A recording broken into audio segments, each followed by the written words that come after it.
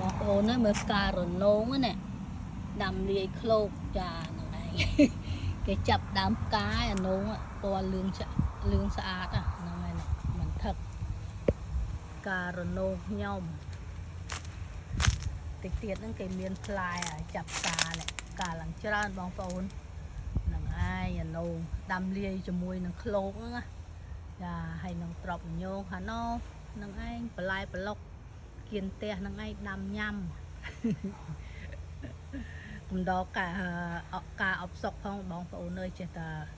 ដាំចេះតែធ្វើនេះធ្វើនោះចឹងទៅហ្នឹងហើយគាត់បានញ៉ាំ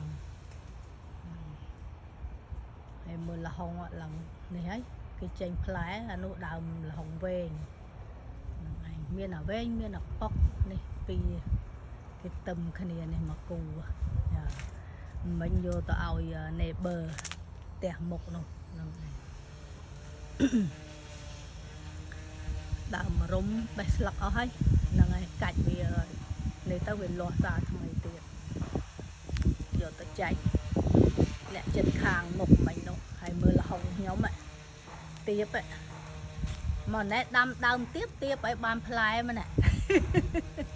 ទៀបមិនបាច់ដាក់ចដើឡើងទេណាគាត់តែឈោងអង្គុយបេះអានេះ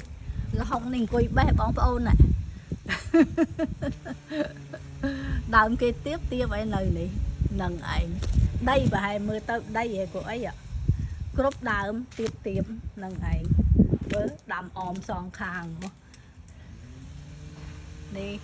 អានេះបាន3ដែរតានៅក្តឹបបន្តថែមទៀតនឹងឯងប៉ុន្តែផ្លែកប៉ុកនេះបាន3បងប្អូននឹងឯងបាច់ដាំបាច់ដាក់ចដើឡើងអានេះគាត់អង្គុយបេះអើយទៀបល្អមែនតើបងប្អូននេះត្រូវខ្ញុំទៀបដែរហ្នឹងមិនបាច់ឈោងមិនបាច់អីអង្គុយបេះបដ ாய் នឹងឯងគេដឹងចិត្តម្ចាស់គេម្ល៉េះឲ្យគេទៀបទាំងទៅមានផ្លែឲ្យម្ចាស់ស្រួលបេះឲ្យម្ចាស់ទៀបដែរនឹងឯងនេះហើយនោះអានោះផ្លែវែងអានេះដឹងផ្លែអីបងប្អូននេះអត់ឃើញក្តឹបទេឃើញតែផ្កាអានេះព្រែក2 ម៉ែត្រចារនងចិត្តបានហើយអត់ឃើញទេប៉ុន្តែវាមានផ្កាមានអីទេកុំអីបានផ្លែបានអីបាត់ប៉ុន្តែវាទៅលបងមកដល់នេះបោចចេញចាបោចចេញអស់ទៅឥឡូវគេទៅមកលាស់សារថ្មីទៀតហ្នឹងហើយ